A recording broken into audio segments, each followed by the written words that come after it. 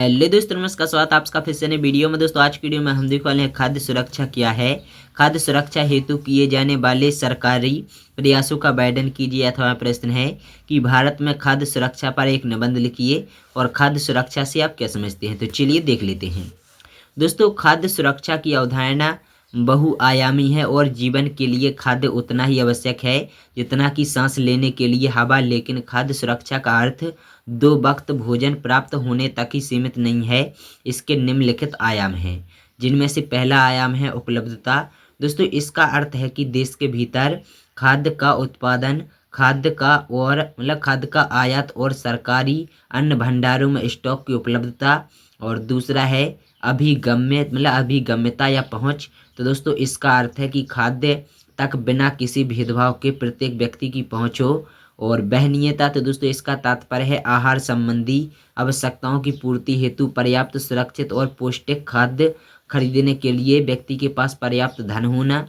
इस प्रकार किसी देश में खाद्य सुरक्षा तभी सुनिश्चित होती है जब सभी के लिए पर्याप्त खाद्य उपलब्ध हो, सभी के पास स्वीकार्य गुणवत्ता का खाद्य खरीदने का साधन हो और खाद्य तक पहुंचने में कोई बाधा न हो।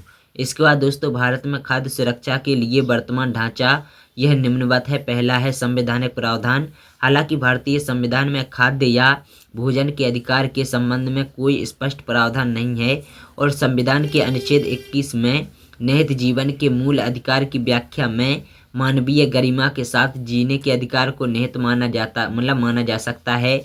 और इस क्रम में फिर भोजन का अधिकार एवं अन्य मौलिक आवश्यकताएं भी इसमें शामिल होंगी।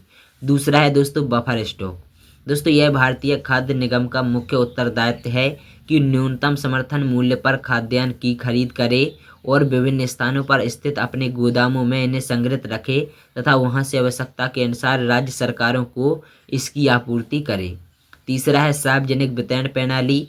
तो दोस्तों समय के साथ सार्वजनिक वितरण प्रणाली देश में खाद्य अर्थव्यवस्था के प्रबंधन के लिए सरकार की नीति का एक महत्वपूर्ण अंग बन गई है। यह प्रणाली पूरक प्रकृति की है और किसी भी कमोडिटी का समग्र आवश्यकता को उपलब्ध कराने का इरादा नहीं रखती। और इस प्रणाली के अंतर्गत वर्तमान में वितरण के लिए राज्यों, केंद्र शासित प्रदेशों को गेहूं, चावल, चीनी और केरोसिन तेल जैसी पण्य वस्तुओं आवंटन किया जा रहा है। कुछ राज्य, केंद्र शासित प्रदेश और आउटलेट्स के माध्यम से दाल, खाद्य तेल, आयोडीन युक्त नमक और मसाले जैसे बड़े पैमाने पर उपयोग किए जाने वाली पण्य वस्तुओं का वितरण भी करते हैं।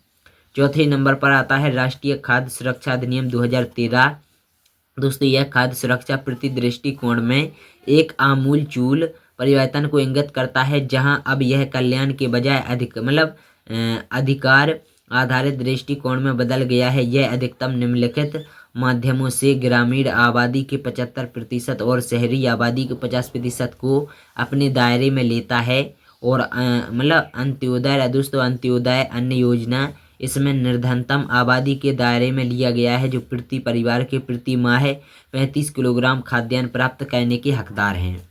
दूसरे नंबर पर आता है प्राथमिकता वाले परिवार। तो दोस्तों श्रेणी के अंतर्गत शामिल परिवार प्रति व्यक्ति माह 5 किलोग्राम खाद्यान्न प्राप्त करने के हकदार हैं। राशन कार्ड जारी करने के मामले में परिवार की 18 वर्ष या उससे अधिक आयु की सबसे बड़ी आयु की महिला का घर की मुखिया होना अनिवार्य है। इसके अलावा अधिनियम में 6 माह से 1 वर्ष की आयु के बच्चे के लिए विशेष प्रावधान किया गया है, जहां उन्हें एकीकृत बाल विकास सेवा केंद्रों, जिन्हें आंगनबाड़ी के केंद्र के रूप में माना जाता है, के व्यापक नेटवर्क के माध्यम से निःशुल्क पौष्टिक आहार प्रदान करना सुनिश्चित किया गया है।